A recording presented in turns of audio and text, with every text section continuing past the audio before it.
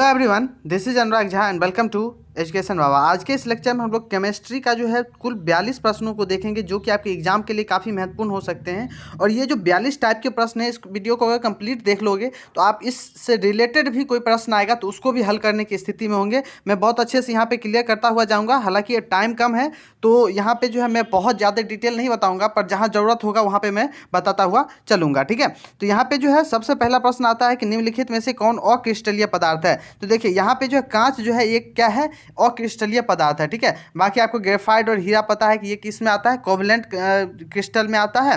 और उसके बाद जो है यहाँ पे साधारण नमक क्या है, यहाँ पे आपका आयनिक क्रिस्टल ये बनाता है। ठीक है, तो सब याद रखिएगा, सी यहाँ पे सही आंसर हो जाएगा। और क्रिस्टलीय पदार्थ क्या हो जाएगा, कांच यानी कि ग्लास। उसके बाद जो है 2 नंबर प्रश्न आता है कि सोडियम ऑक्साइड Na2O में सोडियम की कोऑर्डिनेशन संख्या कितनी होती है। तो देखिए सोडियम ऑक्साइड है यहाँ पे, ठीक है, सोडियम ऑक्साइड का 4 होता है। कितना होता है, 4। कोऑर्डिनेशन नंबर क्या होता है कि कोई एटम जो है कितने एटम से चारों तरफ यहाँ पे घिरा हुआ है, तो उसी को कोऑर्डिनेशन नंबर बोलते हैं। तो ये कितना हो जाएगा, 4 हो जाएगा। अच्छा, अगर यहाँ पे NaCl का कोऑर्डिनेशन नंबर पूछे तो वो भी याद रखिएगा, उसका 6 होता है। ठीक है, क्लियर हो गई बात। उसके बाद 3 नंबर प्रश्न कहता है कि किसी बिलियन के 200 ml में 2 ग्राम NaOH घुले हुए हैं तो मोललता क्या होगा। तो मोललता बराबर क्या होता है, बिलियन की मोलों की संख्या बट्टा बिलियन में आयतन, बिलियन का आयतन। तो बिलियन का आयतन कैसा होना चाहिए, तो लीटर में होना चाहिए। ठीक है, मोलारिटी बराबर क्या होता है यहाँ पे, विलय के मोलों की संख्या यहाँ पे, और उसके बाद जो नीचे हो जाएगा आपका बिलियन का जो है यहाँ पे क्या हो जाएगा, बिलियन का आयतन लीटर में। तो दोनों को यहाँ पे हम लोग हल करके देखते हैं। तो देखिए यहाँ पे जो है मोलों की संख्या, आपको मोल की संख्या निकालने के लिए क्या करना पड़ेगा आपको, तो कुल जो मास है यहाँ पे 2 बट्टा यहाँ इसका जो मोलर मास होगा, मोलर मास NaOH का कितना होता है, 40 होता है। ठीक है, तो 40 बट्टा यहाँ पे क्या कर लेंगे हम लोग, अब देखिए 200 ml है तो 200 ml को जो है हम लोग क्या करेंगे, 1000 से यदि हम लोग भाग दे दें यहाँ पे 200 ml को, ठीक है, 200 ml को, तो यहाँ पे क्या हो जाएगा, हमारा लीटर में आ जाएगा। ठीक है, तो अब इसको हम लोग हल करेंगे तो 0.25 आ जाएगा। ठीक है, आप इसको जो है हल करके देखिएगा, यहाँ पे जो है सही आंसर आपका 0.25 आ जाएगा। सो ये ऑप्शन यहाँ पे सही हो जाएगा। ठीक है, इसको तो आप हल कर ही लोगे।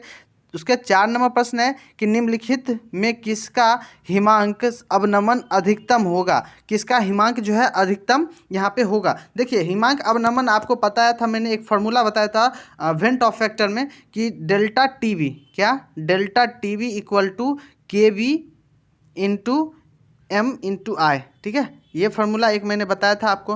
तो यहाँ पे I का जो मान है, ठीक है, KVM इंटू I हो जाएगा यहाँ पे। तो I का जो मान जिसका जितना ज़्यादा होगा उसका हिमांक अवनमन उतना ही ज़्यादा होगा। तो यहाँ पे I का वैल्यू इसका कितना होता है, इसका जो देखिए यहाँ पे 3 होगा।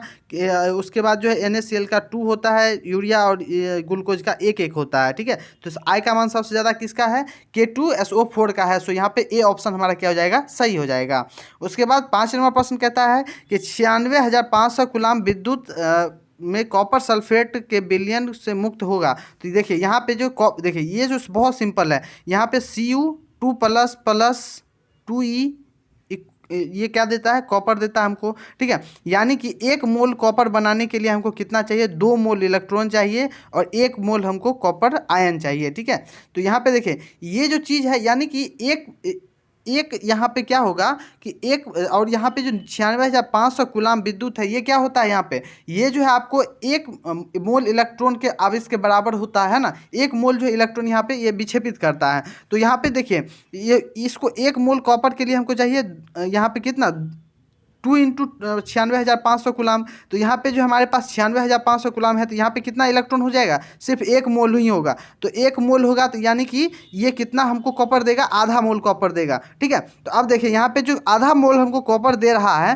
तो इसका आधा मोल कॉपर का जो यहाँ पे वेट कितना हो जाएगा, 31.76। क्यों, क्योंकि कॉपर का जो मोलर मास होता है वो कितना होता है, 63.5 होता है। तो 31.76 यहाँ पे हमारा सही आंसर हो जाएगा। बी ऑप्शन हमारा क्या हो जाएगा, सही हो जाएगा। क्लियर हो गई बात। 6 नंबर प्रश्न की बात करते हैं कि द्रवित सोडियम क्लोराइड में विद्युत अपघटन से कैथोड पर क्या मुक्त होता है। देखिए द्रवित है तो सोडियम होगा, द्रवित पर जो है यहाँ पे सोडियम होगा। अच्छा, इसी जगह अगर पूछ ले कि गलित सोडियम क्लोराइड में तो वहाँ पे हाइड्रोजन होगा, लेकिन यहाँ पे द्रवित है तो यहाँ पे सोडियम हो जाएगा। सो बी ऑप्शन हो जाएगा। अगेन बहुत इंपॉर्टेंट प्रश्न है, काफ़ी बार पूछा जाता है ये प्रश्न। उसके बाद 7 नंबर प्रश्न है कि किसी अभिक्रिया का वेग निम्नांकित प्रकार से व्यक्ति में हो निम्नांकित प्रकार से व्यक्त होता है। तो यहाँ पे जो है आपका देखिए वेग दे दिया है कि के ए कॉफिशिएंट 2 बी कॉफिशिएंट कुछ नहीं है, तो इसका मतलब 1 हो जाएगा। तो इस अभिक्रिया की कोटि कितनी हो जाएगी? तो अभिक्रिया की कोटि n बराबर एक्स प्लस क्या होता है वाई, और एक्स वाई क्या है कॉफिशिएंट है, तो 2 + 1 कर देंगे हम लोग। यहाँ पे सही आंसर हमारा क्या हो जाएगा 3 हो जाएगा। सो ये कितना क्या हो जाएगा तीसरी कोटि का अभिक्रिया ये हो जाएगा। क्लियर हो गई बात। उसके बाद 8 नंबर प्रश्न क्या कहता है कि जल में H2 और Cl2 सनलाइट। अब देखिए यहाँ पे जो जल में जो है H2 और Cl2 जो है ये रिएक्शन कर रहा है किसकी? सूर्य की प्रकाश की उपस्थिति में, और ये बना रहा है हाइड्रोक्लोरिक एसिड। तो देखिए यहाँ पे जो है ये अब क्या हो जाएगा, पूछ रहा है कि इसका अभिक्रिया क्या होगा। तो याद रखिएगा कि सनलाइट का जितना भी फोटोकेमिकल रिएक्शन होगा वो सब 0 ऑर्डर रिएक्शन होता है। ठीक है, सो डी ऑप्शन यहाँ पे हमारा सही हो जाएगा। उसके बाद 9 नंबर प्रश्न कहता है कि निम्न में से कौन जो है लायोफिलिक एसिड है। तो लायोफिलिक मतलब क्या, यहाँ पे जो द्रव की और जो मतलब जो भी प्रक्षेपण माध्यम होगा उसमें जो है प्रेम दिखाने वाला। ठीक है, यानी कि प्रक्षेपण माध्यम से जो है यहाँ पे क्या होना चाहिए, यहाँ पे प्रेक्षण माध्यम में उसके तरफ वो मतलब उससे ज़्यादा अच्छा से घुल मिल सके। तो यहाँ पे गोंद ही एक ऐसा है जो प्रक्षेपण माध्यम में बहुत अच्छा मतलब क्या प्रक्षेपण माध्यम से प्यार दिखाने वाला यहाँ पे। ठीक है, तो बी ऑप्शन हमारा क्या हो जाएगा सही हो जाएगा। ठीक है, क्योंकि ये जो प्रक्षेपण माध्यम में अपने जो बहुत अच्छे से घुला हुआ रहता है। सो बी ऑप्शन यहाँ पे सही हो जाएगा। ठीक है, बाकी दूध जो है पायस का उदाहरण होता है, ये भी ध्यान रखिएगा।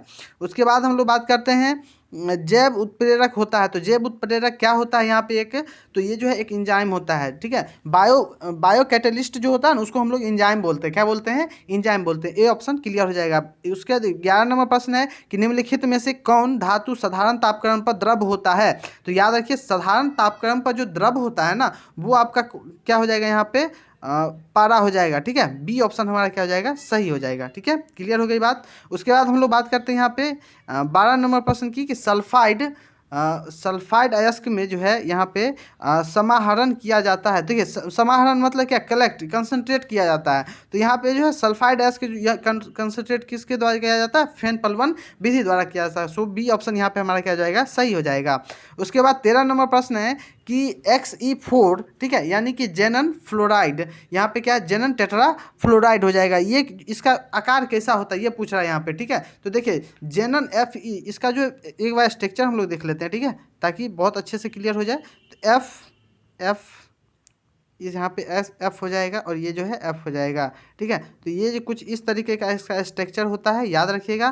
तो इसका जो है हो जाएगा क्या स्क्वायर प्लेनर हो जाएगा। ठीक है, सो यहाँ पे हमारा क्या हो जाएगा बी ऑप्शन हमारा सही निकल के आ जाएगा। 13 का सही आंसर क्या हो जाएगा बी ऑप्शन सही हो जाएगा। 14 नंबर प्रश्न कहता है कि निम्नलिखित में से कौन परवल लिविस अम्ल है। तो लिविस अम्ल कौन होता है? जो इलेक्ट्रॉन डोनर होता है। ठीक है, इलेक्ट्रॉन देने वाला कौन होता है? यहाँ पे परवल लिविस एसिड होता है। तो यहाँ पे जो है बी आई हो जाएगा। क्या हो जाएगा सही आंसर हमारा, ये जो सबसे परवल लेविस एसिड होता है। सो डी ऑप्शन हमारा सही हो जाएगा। ठीक है, डी ऑप्शन सही हो जाएगा।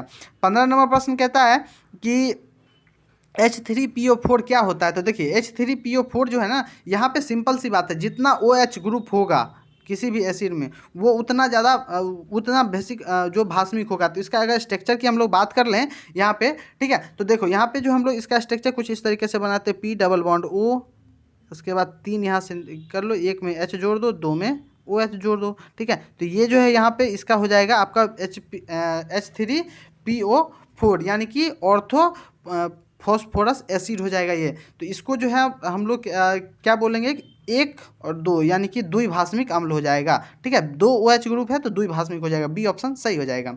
उसके बाद 16 नंबर प्रश्न कहता है कि निम्न में से हरा थोथा कौन है। देखिए हरा थोथा जो है यहाँ पे किसको बोलते हैं हम लोग, फेरस और सल्फेट को बोलते हैं। ठीक है, सो ए ऑप्शन सही हो जाएगा। नीला थोथा किसको बोलेंगे, कॉपर सल्फेट को, ये ध्यान रखिएगा। लेकिन हरा थोथा यहाँ पे फेरस सल्फेट हो जाएगा। सो ए ऑप्शन सही हो जाएगा। 17 नंबर प्रश्न है कि किस ग्रुप के तत्वों में संक्रमण को जो है यहाँ पे संक्रमण तत्व कहा जाता है, यानी कि ट्रांजिशन एलिमेंट डी ब्लॉक हो जाएगा। सो यहाँ पे सी ऑप्शन हो जाएगा। क्या हो जाएगा सी ऑप्शन हमारा सही हो जाएगा। ठीक है, उसके बाद हम लोग बात करते हैं 18 नंबर प्रश्न की कि निम्नलिखित में से कौन सी धातु प्रकृति में मुक्त अवस्था में पाई जाती है। तो सोना पाया जाता है। ठीक है, सोना गोल्ड जो है मुक्त अवस्था में पाया जाता है। डी ऑप्शन सही हो जाएगा। उसके बाद 19 नंबर प्रश्न कहता है कि K4FeCN6 ये जो है ये क्या है। तो याद रखिएगा ये जो है आपका जटिल यहाँ पे क्या होता है लवण होता है। क्या होता है, जटिल लवण होता है। इसको जो है हम लोग इसको देखिए, उसके बाद एक चीज़ और यहाँ पे ध्यान रखिएगा, एक डबल साल्ट भी पूछा जाता है, ठीक है, एक डबल साल्ट भी पूछा जाता है, तो वो मोहर साल्ट होता है। मोहर साल्ट को हम लोग क्या बोलते हैं, डबल साल्ट। और यहाँ पे जो ये पूछ रहा है आपको K4FeCN6, ये क्या हो जाएगा आपका, यहाँ पे निकल के आ जाएगा, ये एक जटिल लवण हो जाएगा, ठीक है। उसके बाद हम लोग बात करते हैं 20 नंबर प्रश्न की, कि निम्नलिखित में से किसकी आकृति चतुष्फलक होती है, ठीक है। चतुष्फलक किसकी आकृति यहाँ पे होती है, तो याद रखिएगा यहाँ पे जो हमारा सही आंसर हो जाएगा डी ऑप्शन, ठीक है, डी ऑप्शन NiCl4 2-, ये क्या हो जाएगा हमारा यहाँ पे जो चतुष्फलकीय हो जाएगा, ठीक है। देखिए अब कैसे होगा, तो यहाँ पे देखिए, इसको मैं दिखाता हूँ, देखियो इसका जो आपका यहाँ पे निकल के आता है ना, हाइब्रिडाइजेशन से पता चलता है, तो इसका sp3 होता है, क्या होता है, sp3 होता है, ठीक है, ये ध्यान रखिएगा। अब sp3 क्या होता है, ये तो चीज़ आप जानते ही हैं, मैं बहुत डिटेल में नहीं जा रहा हूँ अभी, ठीक है। दोस्तों अगर वीडियो आपके लिए यूज़फुल लग रहा है तो वीडियो को लाइक जरूर से करिएगा, और साथ में अपने दोस्तों में शेयर करिएगा, ताकि उन्हें भी इसका जो फ़ायदा मिल सके, ठीक है। उसके बाद 21 नंबर प्रश्न की बात करते हैं कि इथेन में कार्बन का संस्करण है, तो इथेन में कार्बन का क्या संस्करण होता है, यहाँ पे ये बताना है। तो देखिए इथेन में जो कार्बन होता है ना, वो उसका sp3 हाइब्रिडाइजेशन होता है, क्या होता है, sp3 हाइब्रिडाइजेशन होता है। ए ऑप्शन यहाँ पे हमारा सही हो जाएगा, ठीक है। उसके बाद आगे बढ़े हम लोग, चलो आगे बढ़ते हैं। उसके बाद देखो यहाँ पे एल्कीन आ जाता है, एल्कीन का सामान्य सूत्र क्या होता है, तो देखो एल्कीन का जो यहाँ पे CN2H2N हो जाएगा, ठीक है। तो ए ऑप्शन हमारा सही हो जाएगा, CnH2n हो जाएगा। क्लियर हो गई बात। उसके बाद 23 नंबर प्रश्न है कि एल्कील हैलाइड को एल्कोहल में बदला जाता है, एल्कील हैलाइड को एल्कोहल में बदला जाता है। तो यहाँ पे देखिए एल्कील हैलाइड को जो है ना, अल्कोहल में बदलने के लिए आपको विस्थापन प्रक्रिया का उपयोग किया जाता है। कैसे, देखो मैं आपको एक एग्जाम्पल देके बता देता हूँ। जैसे मान लो कि एक RX यहाँ पे है, ठीक है, एल्कील हैलाइड। अब ये जो है इसको अगर हम लोग OH ग्रुप जो है, अगर इसमें एक्स को, ठीक है, यहाँ पे क्या कर दे, रिमूव कर दे, तो उसको क्या बोलेंगे, विस्थापन अभिक्रिया बोलेंगे, ठीक है। और ये किस तरीके से आगे रिएक्शन करता है, OH, ठीक है। OH देखो यहाँ पे एक्स ग्रुप को रिमूव कर रहा है, तो यहाँ पे क्या हो जाएगा, विस्थापन प्रक्रिया हो जाएगा। सो बी ऑप्शन हमारा सही निकल के आ जाएगा। अब हम लोग 24 नंबर प्रश्न देखते हैं कि ग्लिसरॉल एक क्या है, तो ग्लिसरॉल जो है इसका ऑप्शन डी हो जाएगा, ट्राई हाइड्रिक एल्कोहल हो जाएगा। सो डी ऑप्शन यहाँ पे सही हो जाएगा। 25 नंबर प्रश्न कहता है कि कैल्शियम फॉर्मेट का शुष्क स्रवण देता है, तो याद रखिए कैल्शियम फॉर्मेट का जो है शुष्क स्रवण आपको क्या देगा, तो याद रखिए यहाँ पे आपको ये आपको HCHO दे देगा, ठीक है। तो यहाँ पे ए ऑप्शन सही हो जाएगा। कैसे, देखो अब मैं बताता हूँ। यहाँ पे देखो, यहाँ पे जो है सबसे पहले अगर कैल्शियम फॉर्मेट लें, तो कैल्शियम फॉर्मेट को हम लोग कैसे लिखते हैं, CaHCOO, ठीक है, इसको इस तरह से लिखते हैं। इसको अगर कैल्शियम कार्बोनेट से अगर हम लोग करवा दें यहाँ पे रिएक्शन, तो ये हमको क्या दे देगा, HCHO दे देगा, ठीक है, HCOH यहाँ पे दे देगा। इसको हम लोग क्या बोलते हैं, मेथनॉल बोलते हैं, ठीक है, ये ध्यान रखिएगा, ठीक है। इसको क्या बोलते हैं, HCOH को मेथनॉल बोलते हैं। सो ए ऑप्शन हमारा निकल के यहाँ पे सही आंसर आ जाएगा। क्लियर हो गई बात। अब हम लोग आगे बढ़ते हैं। 26 नंबर प्रश्न की हो कि कार्बोनिल ग्रुप में कार्बन परमाणु होता है, तो देखिए कार्बोनिल ग्रुप में जो कार्बन परमाणु का sp2 हाइब्रिडाइजेशन होता है, ठीक है, sp2। सो बी ऑप्शन हमारा सही हो जाएगा, ठीक है। उसके बाद हम लोग बात करते हैं 27 नंबर प्रश्न की कि मिथिल एमीन को बनाया जाता है, तो मिथिल एमीन को किस विधि से बनाया जाता है, तो देखिए यहाँ पे जो हॉफमैन्स ब्रोमाइड अभिक्रिया द्वारा बनाया जाता है। सो बी ऑप्शन यहाँ पे क्या हो जाएगा, सही हो जाएगा। देखो कैसे, मैं बता देता हूँ। यहाँ पे देखो RC डबल बॉन्ड ONH2, ठीक है, इसको अगर NaOH, ठीक है, इससे अगर हम लोग रिएक्शन करवा दें, तो ये जो है, और साथ में ब्रोमीन भी होना चाहिए, ठीक है, तो इसको अगर रिएक्शन करवा दें तो ये हमको क्या दे देगा, RNH2 दे देगा, ठीक है। उसके बाद जो है Na2, बाकी सब जो है यहाँ पे Na2CO3, उसके बाद आ जाओ, उसके बाद 2 अणु यहाँ पे और वाटर का भी देगा। तो ये सारा जो है आपको यहाँ पे दे देता है, ठीक है। तो यहाँ पे बेसिक सा आपको याद रखनी है कि मेजर प्रोडक्ट यहाँ पे क्या होगा, यहाँ पे आपका जो मेजर प्रोडक्ट होगा वो यहाँ पे ये हो जाएगा, ठीक है। तो यहाँ पे जो ये मिथाइल एमीन को किस प्रक्रिया द्वारा बनाया जाता है, हॉफमैन्स ब्रोमाइड अभिक्रिया द्वारा बनाया जाता है, ये आपको ध्यान रखनी है, ठीक है। तो 28 नंबर प्रश्न यहाँ पे कहता है कि डाइनाइट्रोबेंजीन बेंजीन जो है किस यौगिक के साथ यहाँ पे अभिक्रिया करेगी, तो यहाँ पे जो है हमको क्या दे देगा, नाइट्रो एनिलीन दे देगा। ठीक है, तो इसको जो हम लोग NH4S से जो है रिएक्शन करवाएंगे तो यहाँ पे क्या आ जाएगा, हमको नाइट्रो एनिलीन मिल जाएगा। ठीक है, सो सी ऑप्शन यहाँ पे सही हो जाएगा। उसके बाद 29 नंबर प्रश्न कहता है कि ज्विटर आयन बनाने के लिए कौन सा अमर्थ होता है, तो यहाँ पे डी ऑप्शन हमारा सही हो जाएगा। कैसे, देखो मैं बता देता हूँ आपको। जैसे मान लो यहाँ पे जो हमारा एक कंपाउंड है, जो देखो इसका जो स्ट्रक्चर अगर हम लोग बनाएंगे तो क्लियर हो जाएगा। देखो एनिलीन होता क्या, बेसिक सा बात है कि एनिलीन वो कंपाउंड होता है जो एक तरफ जो है कंपाउंड हाइड्रोजन आयन को जो है लूज करता है और दूसरी तरफ क्या करता है, हाइड्रोजन आयन को गेन करता है। ठीक है, और दोनों को जो है इक्विलिब्रियम पे ले आता है, तो उसको क्या बोलते हैं हम लोग, ज्विटर यहाँ पे बोलते हैं। तो NH3 यहाँ पे प्लस, देखो यहाँ पे एक गेन कर रहा है और यहाँ पे एक जो है COH होता है, तो यहाँ पे जो H जो है लूज कर रहा है, तो इसी को हम लोग ज्विटर आयन बोलते हैं। ठीक है, सो यहाँ पे डी ऑप्शन हमारा सही हो जाएगा। ठीक है, उसका 30वां प्रश्न है कि इंजाइम क्या है, तो इंजाइम देखो इंजाइम जो एक तरह का प्रोटीन होता है, तो सी ऑप्शन यहाँ पे हमारा क्या हो जाएगा, सही हो जाएगा। उसके बाद 31 नंबर प्रश्न है कि क्रोपोलेक्टम किसका मोनोमर होता है। क्रोपोलेक्टम जो है किसका यहाँ पे मोनोमर पूछ रहा है, तो मोनोमर जो है ये नाइलॉन 6 का होता है, सो ए ऑप्शन सही हो जाएगा। ठीक है, उसके बाद जो है हम लोग बात करते हैं 32 नंबर प्रश्न की, निम्नलिखित में से संगणक बहुलक नहीं है, तो संगणक बहुलक यहाँ पे PTFE हो जाएगा। ठीक है, इसको हम लोग बोलते हैं पॉलीटेट्राफ्लोरोएथिलीन बोलते हैं, सो यहाँ पे सी ऑप्शन हमारा सही हो जाएगा। 33 नंबर प्रश्न कहता है कि निम्न में से कौन सा रेशा पॉलीएमाइड का बना होता है। ठीक है, तो देखो यहाँ पे जो पॉलीएमाइड का बना होता है ना, वो आपका नाइलॉन होता है, सो सी ऑप्शन यहाँ पे सही हो जाएगा। 34 नंबर प्रश्न है कि निम्नलिखित में से कौन बुखार को कम करता है, तो बुखार को कम करने वाली दवा जो है एंटीपायरेटिक कहलाती है, सो सी ऑप्शन सही हो जाएगी। 35 नंबर प्रश्न है कि बिना किसी लत और परिष्करण के निम्न में से कौन सा दर्दनाशक के रूप में उपयोग किया जाता है, तो यहाँ पे एसिटल पैरा एमिनोफिनॉल जिसको हम लोग पैरासीटामोल भी बोलते हैं, तो इसी को हम लोग दर्द के रूप नाशक के रूप में उपयोग करते हैं, सो बी ऑप्शन सही हो जाएगा। 36 नंबर प्रश्न है कि शॉर्टकी दोष के कारण क्या होता है, तो शॉर्टकी दोष में इलेक्ट्रॉन प्रोटॉन यानी कि धन आयन और ऋण आयन दोनों क्या होता है, बाहर निकल जाता है, जिससे क्या होता है, वजन घटता है, सो बी ऑप्शन सही हो जाएगा। 37 नंबर प्रश्न है कि टिंडल प्रभाव प्रदर्शित करता है, तो टिंडल प्रभाव जो कोलाइडो द्वारा प्रदर्शित किया जाता है, सो सी ऑप्शन यहाँ पे क्या हो जाएगा, सही हो जाएगा। उसके बाद 38 नंबर प्रश्न क्या कहता है कि लोहे में धातु में प्रयुक्त बात्या भट्टी को अधिकतम तापक्रम कितना होता है, तो उसमें देखिए लोहे का जो बात्या भट्टी होता है ना, उसमें 1300 डिग्री सेल्सियस का होता है, सो बी ऑप्शन सही हो जाएगा। दोस्तों अगर ये वीडियो यूजफुल हो रहा है तो वीडियो को लाइक जरूर से करिएगा।